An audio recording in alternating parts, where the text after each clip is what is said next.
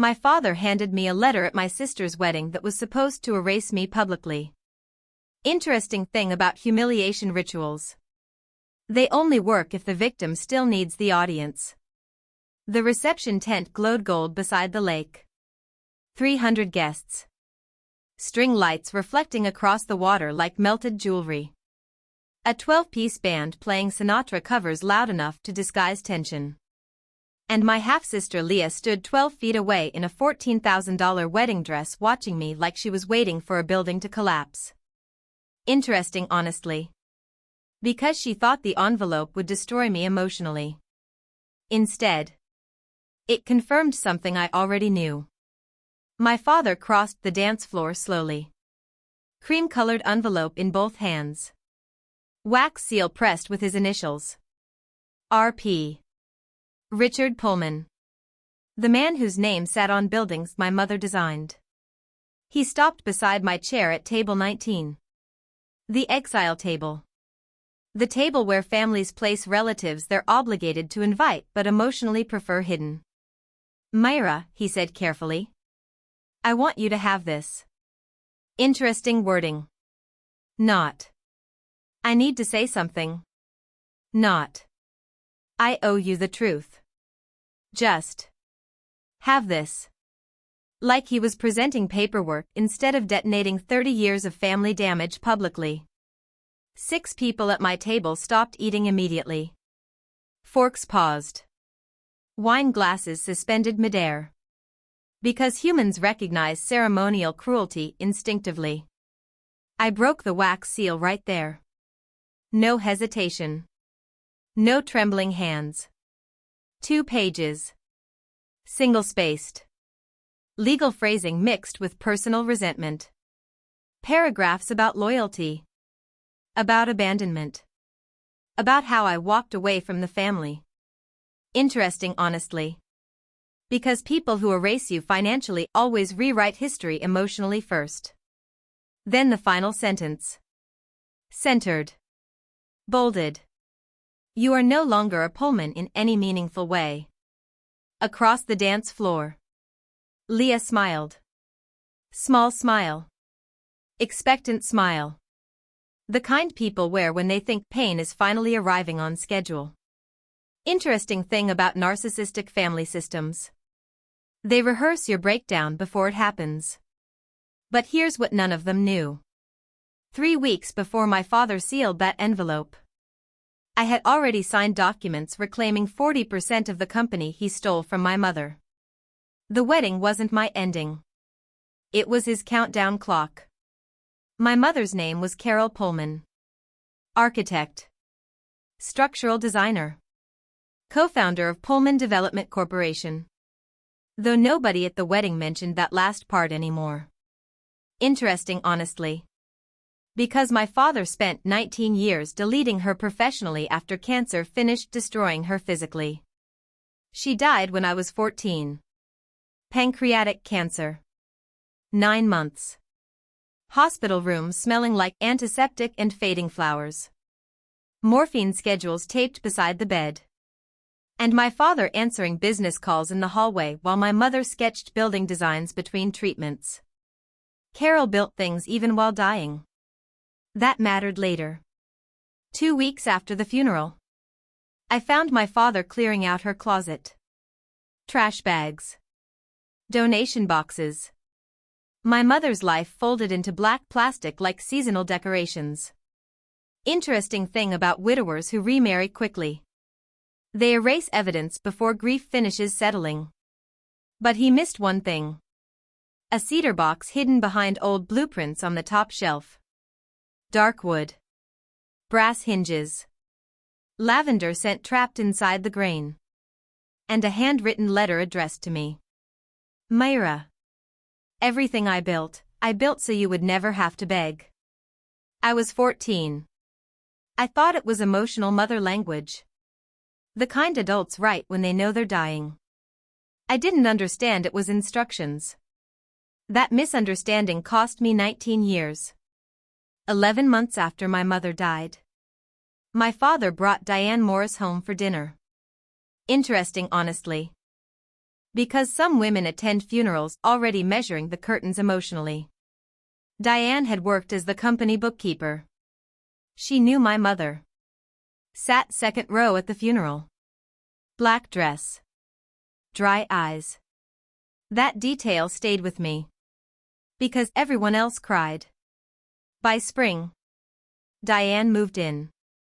By summer, my mother's reading chair disappeared into the garage. Her framed prints came off the walls. The master bedroom became Diane's yoga studio within 6 months. Interesting thing about replacement people. They redecorate grief aggressively. One Tuesday morning, I found my parents' wedding photo inside the recycling bin. Coffee stain across the glass. Tucked between junk mail and cereal boxes. I carried it upstairs silently. That evening, Diane knocked on my bedroom door. Sat beside me carefully. Hand warm against my shoulder. Your mother would have wanted your father happy, she said softly. Then the sentence I understood fully only years later. Don't make this about you. Interesting, honestly. Because manipulative people always frame your pain as selfishness. Diane didn't scream. Didn't threaten. Didn't insult directly. She edited reality slowly. Chair by chair. Photograph by photograph. Holiday by holiday. Until eventually, my mother's name vanished from the company lobby wall completely. Her drafting table got donated. Her design awards boxed into attic storage. And by the time Leah was born, my father acted like his first marriage had been a rough draft emotionally. Leah grew up in a different universe than I did. Private school. Dance lessons. Audi at 16 with a white ribbon across the hood. Meanwhile, I waitressed after class. Borrowed textbooks. Ate ramen upstairs while the family ate downstairs because Diane accidentally kept setting 3 plates instead of 4. Interesting, honestly.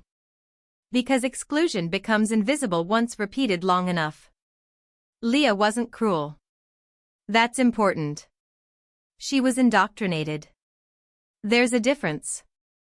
When she was 10, she asked Diane why I always looked angry at family gatherings. Diane smoothed her hair gently and answered. Because she chose to leave us. Interesting thing about children. They believe the adults who feed them. At 18, I finally left for college. 1 suitcase. Engineering scholarship. The cedar box hidden between sweaters. My father stood in the kitchen doorway holding coffee while I rolled my suitcase toward the door.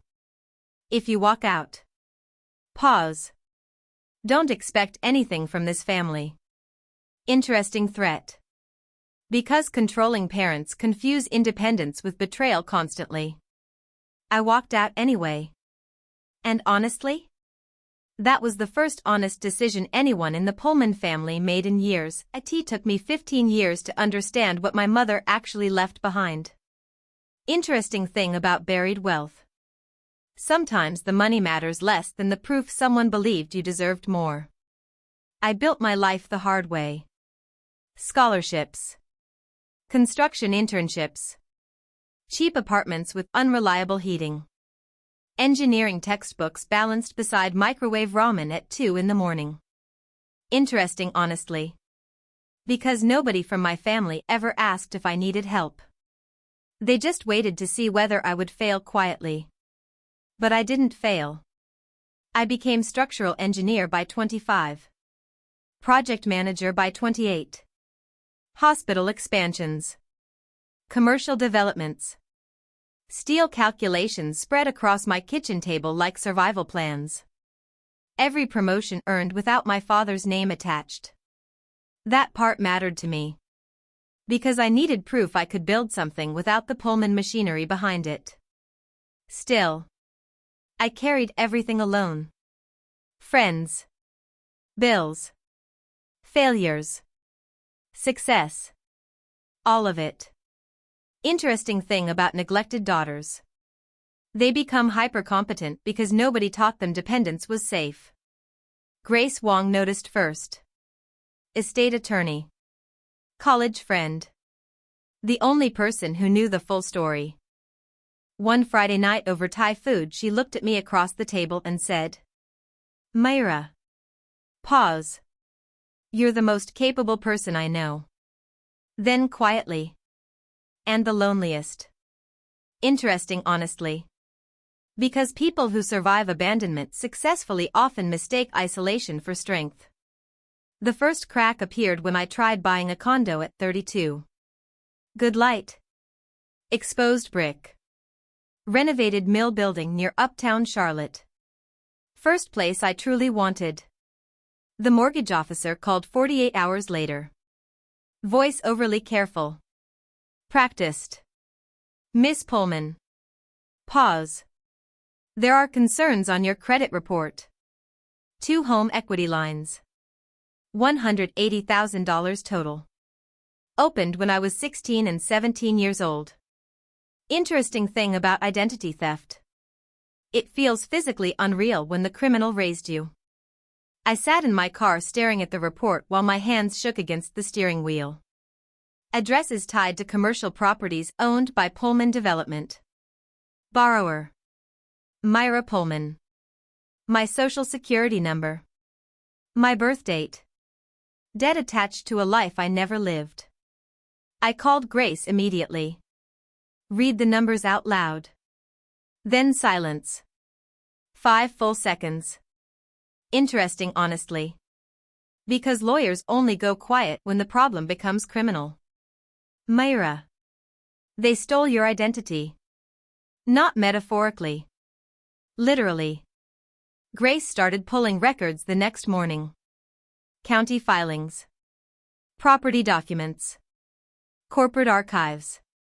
And 3 days later, she found the thing my mother hid 19 years earlier. The trust.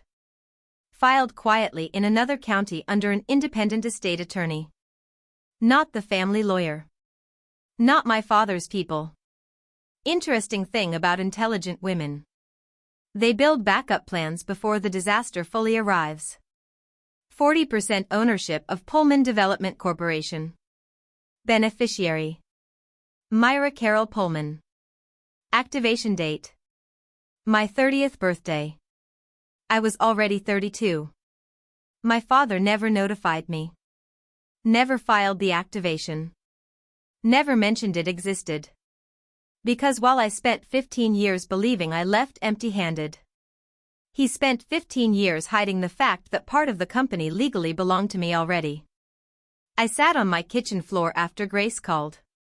Cold tile beneath my legs. The cedar box sitting on my nightstand nearby. Then suddenly, my mother's sentence meant something entirely different. Everything I built so you would never have to beg. Interesting, honestly. Because she wasn't comforting me. She was warning me. Grace activated the trust immediately. Filed the paperwork. Then filed something else too. Identity theft complaint. Attorney General investigation request. Forged credit lines. Suppressed inheritance documents. Fraudulent executive filings. 19 years of quiet theft transformed into case numbers. Interesting thing about paperwork. It stays patient longer than people do. Then the wedding invitation arrived. Cream cardstock. Gold foil lettering. Leah Pullman and Nathan Mercer. Lakeside Estate in the Blue Ridge Foothills. 300 guests. Black tie optional. Interesting translation, honestly.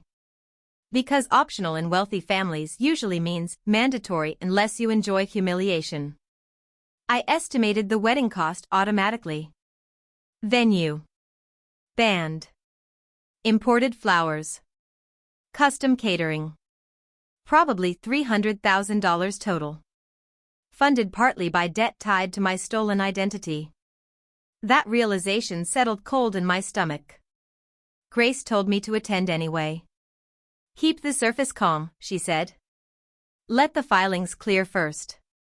So I RSVP'd yes. Then waited. Interesting, honestly. Because patience terrifies dishonest people more than rage does. A month before the wedding, Leah invited me dress shopping. First genuine invitation from the family in nearly 8 years. I went. Not for bonding. For observation. The bridal salon sat inside a converted warehouse downtown. Champagne trays. Velvet seating. Natural light carefully engineered to flatter expensive decisions. Leah tried on 7 dresses. She looked beautiful in all of them. That part's true. The final gown cost $14,000. Hand-beaded. Cathedral-length train. Diane paid with a Visa card while Leah cried happy tears beside the mirror. Interesting thing about numbers. Engineers memorize patterns automatically. I recognized the last 4 digits immediately. The card linked to the second fraudulent home equity line. The one opened in my name when I was 17. My stolen credit funded Leah's wedding dress. I took a photo of the receipt quietly. The saleswoman smiled politely. Keeping memories? She asked. Interesting, honestly. Because technically, yes. I sent the image to Grace that night. Her response arrived 30 seconds later. Noted. 1 word. Sharp enough to cut steel. The rehearsal dinner happened the night before the wedding. Private room. Jazz trio. White tablecloths. 40 guests. And my father stood for a toast halfway through dinner. Glass of bourbon in hand. Voice polished. Some people earn their place in a family, he said. Pause. Others walk away and expect it to remain waiting. Several guests glanced toward me immediately. Interesting thing about public humiliation. The audience always senses the target before the weapon lands. I smiled politely. Sipped water. Asked the groomsman beside me about traffic from Atlanta. No reaction. That unsettled them more than anger would have. Later that night, I overheard Diane and Leah speaking outside the restroom hallway. Tomorrow your father will finally handle it, Diane whispered. What if she makes a scene? Leah asked nervously. Interesting, honestly. Because somewhere deep down, Leah already knew the family story about me didn't fully add up. She's too proud to cry publicly, Diane answered. There it was. The entire strategy. Public rejection. Maximum witnesses. Emotional execution disguised as closure. I walked past them without speaking. Washed my hands calmly. Returned to dinner. And that night? Alone in my hotel room beside the lake. I opened the cedar box again. Same lavender scent. Same folded letter. But for the first time in 19 years, I turned it over. Interesting, honestly. Because sometimes survival delays understanding until you're finally strong enough to use it. On the back, in smaller handwriting, my mother left 3 things. A name. A phone number. And 1 sentence. Ask for the trust. I stared at those words for a very long time. My mother knew. She knew my father would bury her legacy. She knew Diane would help erase her. And 19 years earlier? While dying, she built one final structure strong enough to survive both of them. The wedding ceremony started at 5:30 beneath white roses and violin music. Interesting thing about expensive weddings. They're usually built to distract people from what's collapsing underneath. The lake behind the estate reflected sunset perfectly. Golden water. Perfect breeze. 300 guests watching Leah walk down the aisle like a luxury brand commercial. And honestly, she looked happy. That part mattered. Because Leah was never the architect of the family system. She was simply raised inside it. Interesting distinction. People confuse beneficiaries with creators constantly. I sat near the back beside distant relatives and business associates my father barely acknowledged unless they owned something useful. The exile section. Again.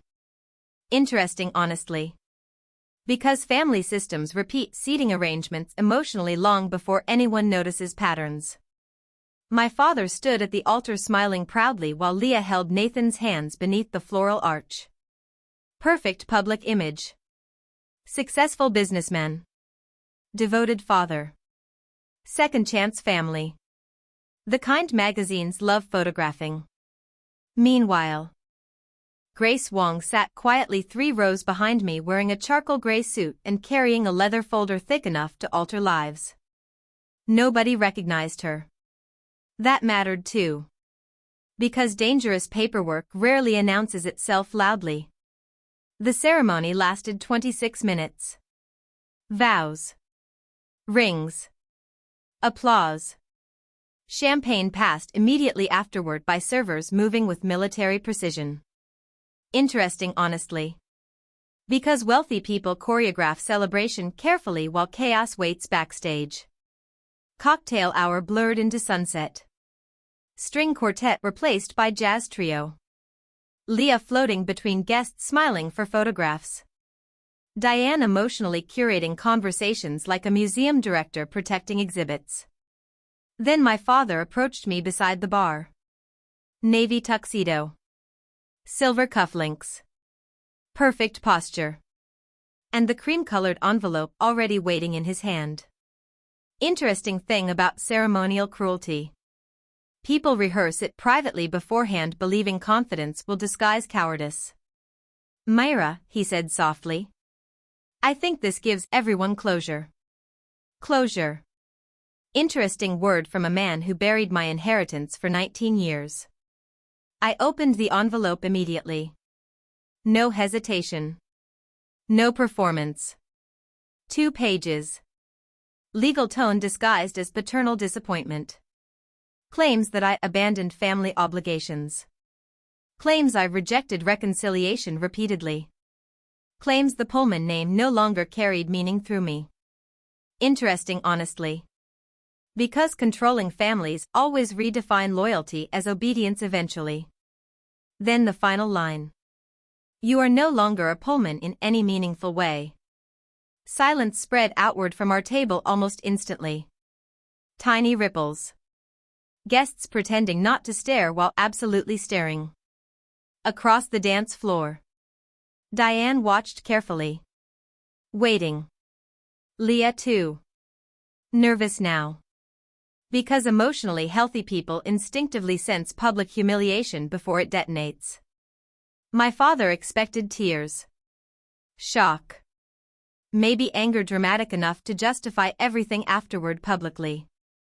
Instead, I folded the letter once. Set it beside my champagne glass calmly. Then looked directly at him. Interesting honestly. Because narcissistic men panic fastest when humiliation fails to land emotionally. You should have activated the trust when I turned 30, I said quietly.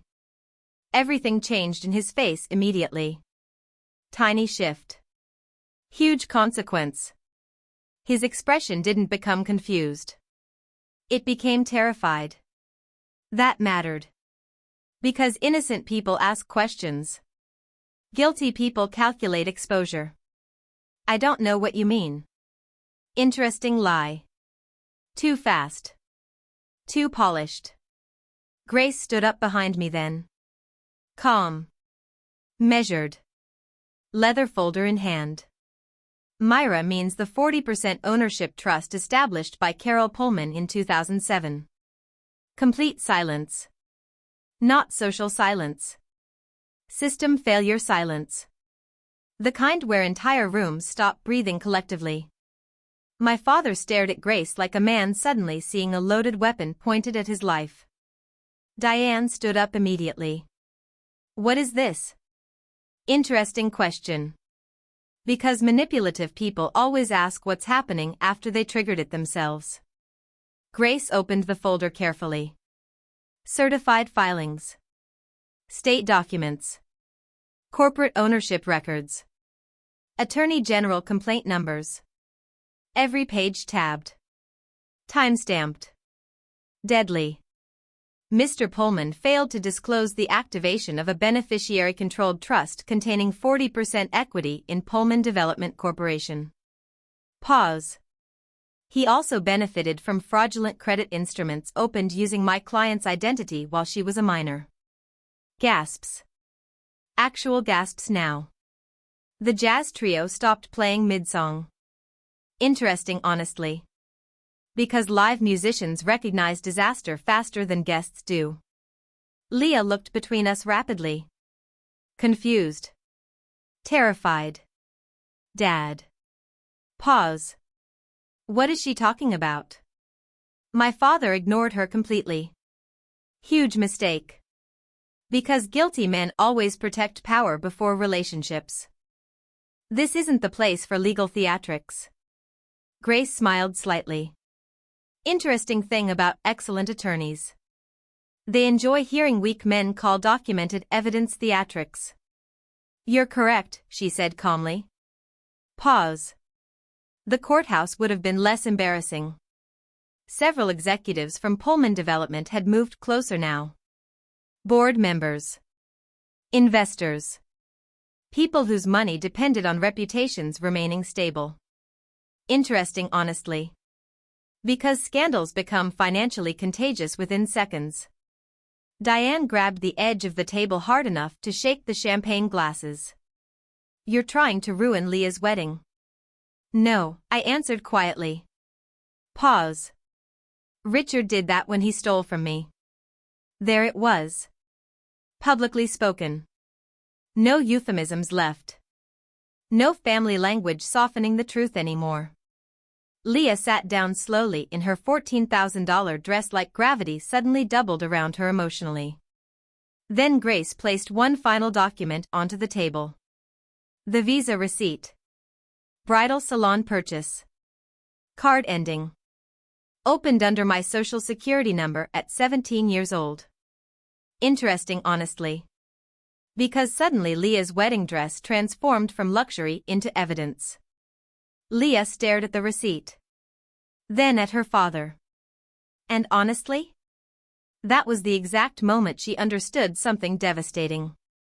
The family story about me required fraud to survive. My father finally raised his voice then. Rare. Dangerous. You ungrateful little. Grace interrupted immediately. Careful. Pause. Threatening a beneficiary during active fraud investigation is inadvisable. Interesting thing about powerful men. They often spend decades protected from consequences until one woman arrives fully documented. Security appeared near the ballroom entrance. Not because of me. Because corporate board members started making calls already. Phones everywhere. Whispers spreading. Pullman Development. Fraud. Inheritance. Identity theft. Every word poisoning the air faster than my father could contain it. Then Leah started crying quietly. Not dramatic. Not manipulative. Real grief. Because unlike Diane, she finally understood she had been raised inside a lie she never questioned deeply enough. I didn't know, she whispered toward me. Interesting, honestly. And for the first time all evening, I believed someone completely. My father tried regaining control the way powerful men usually do when exposure finally arrives. Volume first. Then intimidation. Then denial. Interesting thing about collapsing narcissists. They cycle through strategies rapidly once fear replaces certainty. This is extortion, Richard shouted across the reception hall. Guests froze beside half-finished champagne glasses. Servers stopped moving entirely. Even the band remained silent beneath the string lights. Interesting, honestly. Because wealth protects people right until witnesses start comparing stories publicly. Grace didn't raise her voice once. Not once. Instead, she slid another document across the table calmly. Attorney General intake confirmation. Case number already assigned. Corporate Fraud Division copied. Identity Theft Unit notified. Every signature time-stamped 48 hours before the wedding ceremony began. Interesting thing about preparation. It removes emotion from revenge completely. My father's face changed when he saw the case number. That mattered. Because rage can still perform publicly. Fear cannot. Diane grabbed his arm immediately. Richard. Tiny whisper. Huge panic. For the first time in 19 years? She looked less like a wife and more like a woman realizing the roof above her lifestyle might collapse structurally. Leah stood up slowly beside the sweetheart table. White satin dress catching golden light from the chandeliers. Mascara already streaking downward. Is it true? Interesting honestly. Because children raised inside lies eventually ask the simplest questions possible. My father looked at her finally. And instead of answering, he attacked me again. She walked away from this family. She abandoned us. There was never supposed to be any trust. Interesting response. Not. No, I didn't steal from you. Not. The accounts are fake. Just emotional reframing. Classic Richard Pullman. Grace opened the cedar box letter then. Carefully unfolding 19-year-old paper beneath 300 silent guests. My daughter Myra inherits 40% controlling equity. Pause. Effective upon her 30th birthday regardless of family interference. The word interference landed heavily. Because suddenly, my mother's final letter stopped sounding emotional. It sounded prophetic. Grace continued reading. If Richard attempts concealment, all supporting documentation has been duplicated independently. Interesting thing about intelligent dying women. They prepare for betrayal before healthy people can emotionally imagine it. One of the board members stepped closer then. Harold Fenwick. 70 years old. Early investor. Known my mother professionally. He looked directly at my father. Richard. Pause. Did Carol really establish this trust? Silence. Huge silence. And honestly? That silence answered more truthfully than words ever could. Harold closed his eyes briefly afterward. Disappointed. Not shocked. Interesting honestly. Because older businessmen recognize financial dishonesty immediately. They just rarely expect it at weddings. Then came the second collapse. Leah removed her wedding ring.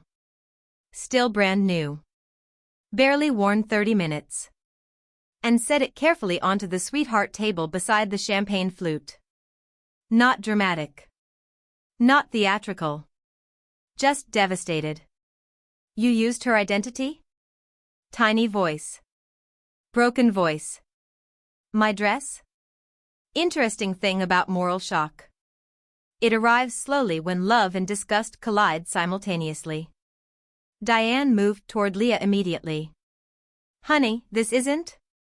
Leah stepped backward. First time I'd ever seen her reject Diane physically.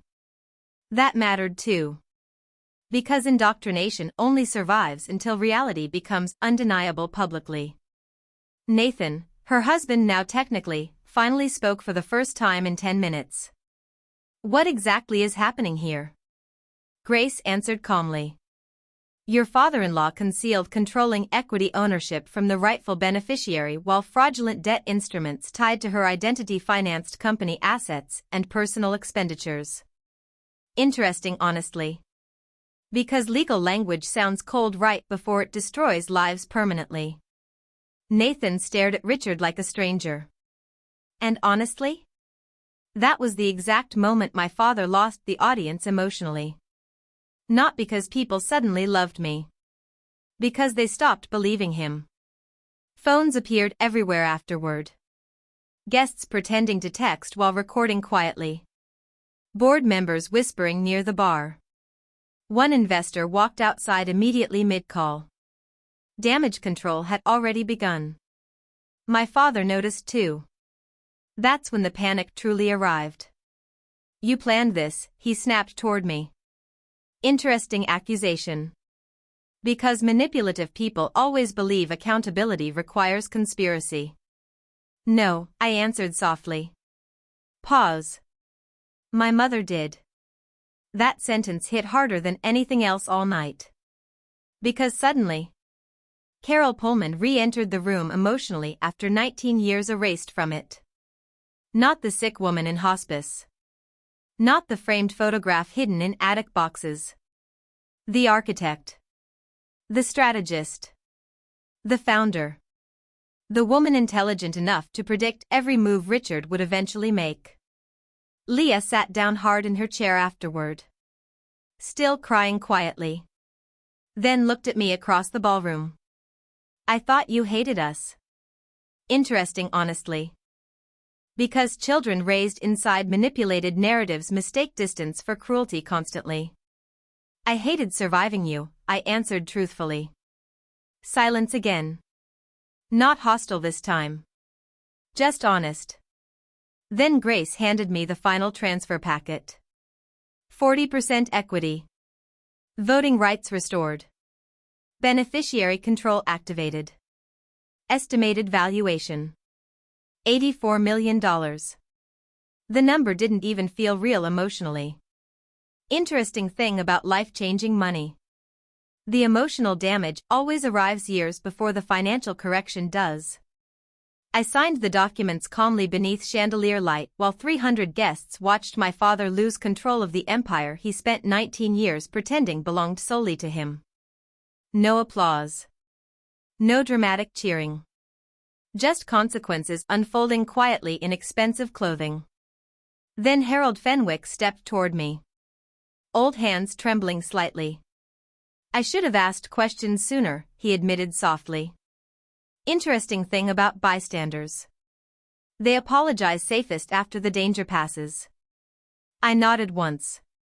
Because honestly, I was too tired to need apologies anymore. Security escorted my father and Diane from the ballroom 40 minutes later. Not arrested. Not yet. Just removed after Richard started shouting at one of the board members near the bar. Diane cried publicly the entire way out. Huge tears. Destroyed makeup. Interesting, honestly. Because women who build identities around appearances collapse hardest under public exposure. The ballroom emptied slowly after that. Half-finished dinners abandoned beside centerpiece candles. Wedding favors left untouched on tables. 300 people carrying home a scandal instead of memories. And through all of it, Leah remained seated alone beneath the floral arch. Still wearing the dress funded by stolen debt. I walked toward her quietly before leaving. She looked up immediately. Red eyes. Completely shattered now. "I really didn't know," she whispered again. Interesting thing about inherited privilege. Sometimes ignorance itself becomes part of the tragedy. "I know," I answered. And honestly, I meant it. Because Leah was raised inside a story designed by adults long before she understood morality well enough to question it. I reached into my purse then. Removed the cedar box letter carefully. Folded edges soft with age. And placed it in front of her. "You should know who your father married over." That sentence landed gently. But permanently. Then I walked out of the ballroom alone. Warm lake air. Crickets near the shoreline. String lights reflecting across dark water behind me. And for the first time in my entire life, the Pullman name no longer felt like something I had to survive. It felt like something my mother built. And finally returned.